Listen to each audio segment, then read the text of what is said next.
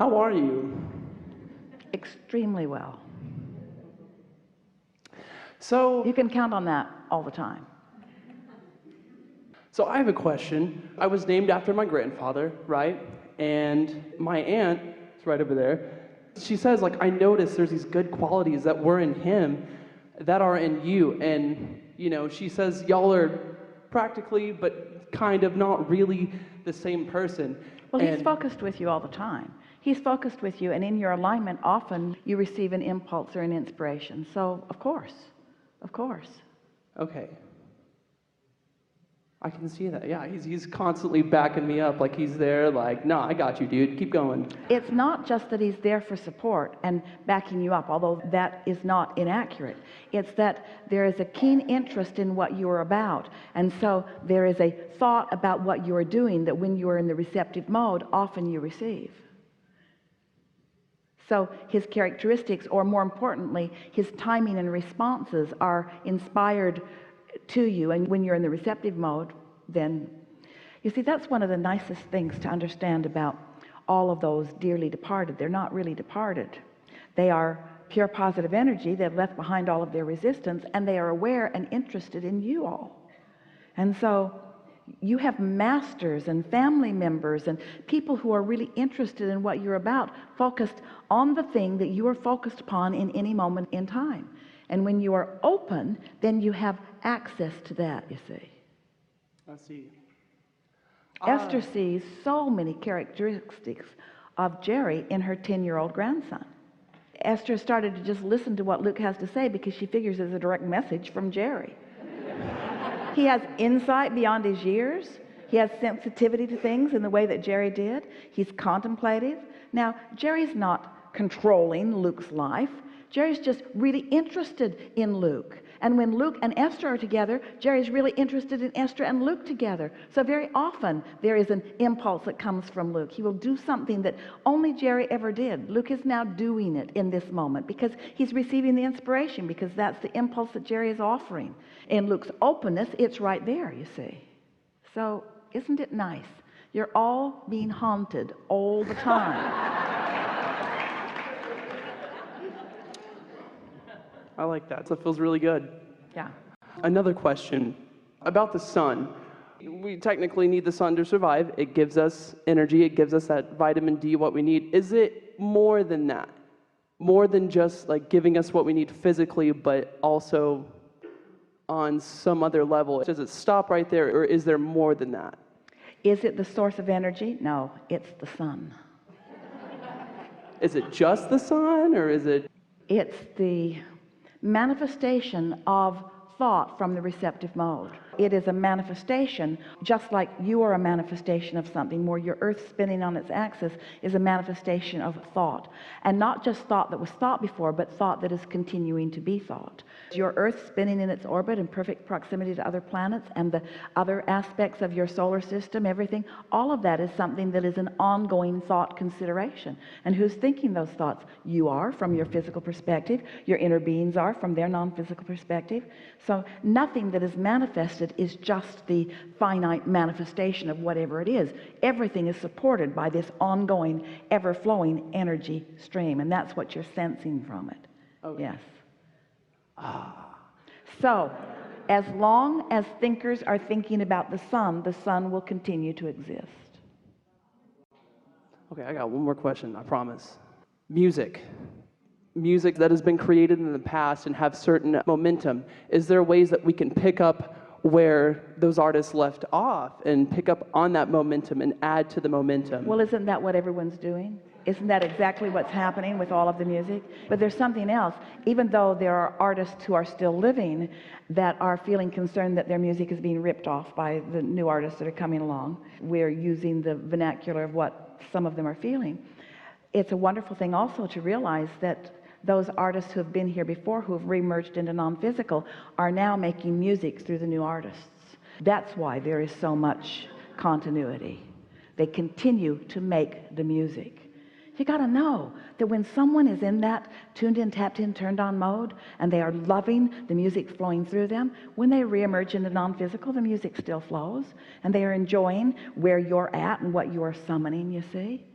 As an artist, as a musician, as a creator of beautiful things, you don't have to gather together in a room and get their list of what they do. You can tap into them, and they don't have to have made their transition. You have access to everything that has ever been before, but you make it uniquely you through that which you are, you see.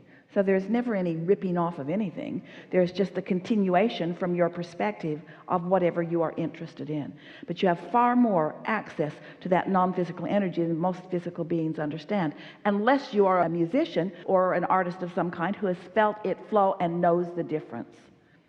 You get into that zone or into that receiving mode, and you're focused and you feel yourself inspired to things that you've never even considered before, and you know it's coming from someplace else.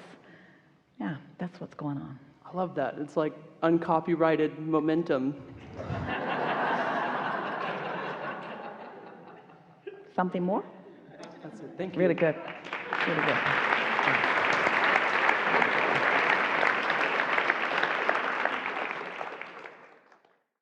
I have what might be considered a metaphysical question, and I've asked this before, and the answer just didn't really quite fit for me from someone else. When we go back into the non-physical, I've always thought of it as sort of like a drop of water going back into the ocean, that it's like a sea of consciousness, that it's all one thing. And yet at the same time, we talk about Jerry or anyone else who is somehow still differentiated or has a retention of memories and relationships and that sort of thing. And I remember once I saw a movie where the woman says, "I'm not afraid of dying. I'm afraid of losing my memories, or I'm afraid of losing my associations." And so I know that's probably just an apparent contradiction, but I'm wondering, I can't quite put it together in my mind how that's resolved. Well, both are true in the sense that just now you were part of the audience, and now you are a specific member having a conversation. So you've come from a more general, maybe less focused position into something that is more focused. And so the analogy of the water is a pretty good one, except that that's that tangible, manifested stuff that you can watch move from a drop into something that's imperceivable, where consciousness is not like that tangible thing that you're trying to measure. Consciousness or vibration is more blendable, moldable, movable. So here you are focused in your physical body and interested in things that you've discovered through your life. And through all of it, you've been asking even for more than you've actually allowed to manifest. So you've become more in this life experience than what is manifested. So a good question in the same vein of thinking is, how does that non-physical part of me blend with this physical part of me? And you're getting the sense from what you're hearing from us that has everything to do with what you and your physical being are allowing in or not. That your vortex is there and all of that potential is there, but you have to become a vibrational match to it before it can begin to occur to you.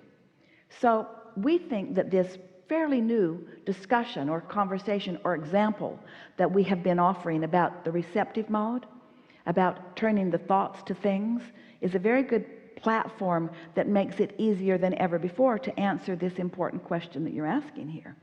Because when you accept that there is a vibration that you can't see or hear or smell or taste or touch, and that law of attraction is causing it to gain momentum, and you accept that you are standing in a thinking way or being in a thinking way somewhere in vibrational proximity to that, and then you find yourself in a moment where you are not resistant, where you're feeling good, where you are allowing your connection, and then the idea occurs to you. As that idea occurs, didn't something come from the vortex and become more? So now let's take your example and let's put everything that is non-physical, as you've described it, into a vortex-like analogy.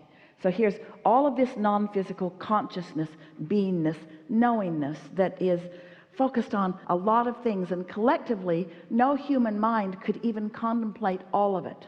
That's why we call it infinite intelligence. You can catch glimpses of it, but you can't really contemplate the wholeness of it.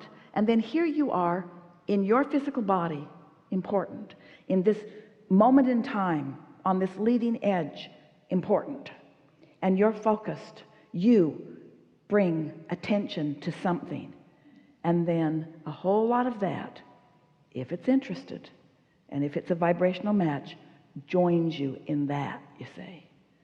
So this consciousness is fluid. It has these things that are always characteristic of it. Pure love. So then are the collective consciousnesses that make up Abraham, are they drawn to individualize in terms of vibration, like when they sense a vibration in a particular person? Abraham is different with you than any other person who has ever sat here. Because as we focus within you and we understand what you are asking, then this collective consciousness that is Abraham comes to respond to you. That's why this conversation has never been before into all of the universe. That's why we call it leading edge. The universe is just expanded as a result of having this interaction, you see.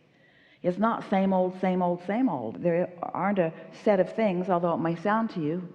You get what you think about, whether you want it or not, and law of attraction abounds, and step 1, step 2, step 3, step 4. In other words, there is this basis of understanding, but the consciousness that comes forth in response to each of you is uniquely in keeping with what you are asking for, and in keeping with what you are in this moment able to allow. Did we get there? That was such a good question. Yes.